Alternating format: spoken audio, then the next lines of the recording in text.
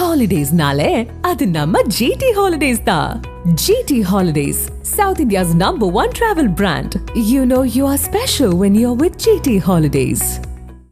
கரூர் கூட்ட நெரிசலில் உயிரிழந்தவர்களின் குடும்பத்தினருக்கு ஓரிரு நாட்களில் நிவாரணத் தொகையை அனுப்பி வைக்க விஜய் உத்தரவிட்டுள்ளதாக தகவல் வெளியாகியுள்ளது.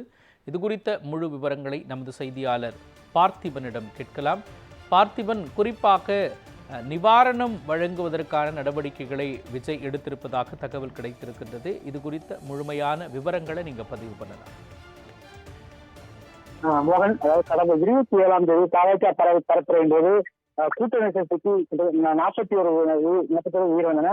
இந்த சம்பவம் தொடர்பாக தமிழக அரசு விசாரணை நிலையில் தமிழக சார்பில் முதற்கட்டமாக 10 லட்சம் ரூபாய் நிதி உதவி, உயிரிழந்தவர்கள் 10 லட்சம் ரூபாயும், காயமடைந்தவர்களுக்கு 1 லட்சம் ரூபாயும் தமிழக அரசு சார்பில் வழங்கப்பட்டது.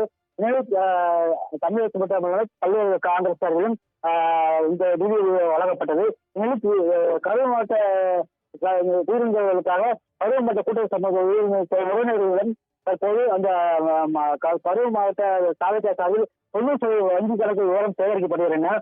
1 நாட்கள் நிவாரணத் தொகையை பாதிக்கப்பட்டவர்களுக்கு அனுப்பி வைக்க விஜய் உத்தரவாக தெரிகிறது. மாவட்ட நிர்வாகிகள் மூலம் பாதிக்கப்பட்டவர்களுக்கு பட்டியல் கட்சி தலைமைக்கு அனுப்பப்பட்ட நிலையில் தற்போது தொடர் விடுமுறை காரணமாகவும் காலதாமம் ஏற்பட்டதாகவும் பாதிக்கப்பட்டவர்களுக்கு நிவாரணத் தொகை உடனடியாக சென்று சேர விஜய் உத்தரவிட்டதாகவும் தகவல் வெளியாகின. மேலும் கரூர் மக்களுக்கு இந்த பாதிக்கப்பட்ட மக்களை சந்திக்க விஜய் வரவுள்ளதாகவும் ஒரு தகவல் வெளியாகின. இந்நிலையில் தலைமையிலிருந்து அந்த நிதி வந்தவுடன் அந்த மாவட்ட நிர்வாகிகள் அவங்க பாதிக்கப்பட்ட குடும்பங்களுக்கு நேரடியாக வழங்குவார் என்று தெரிகிறது. மகன், விவரங்களை வழங்கியதற்கு நன்றி பார்த்திபன்.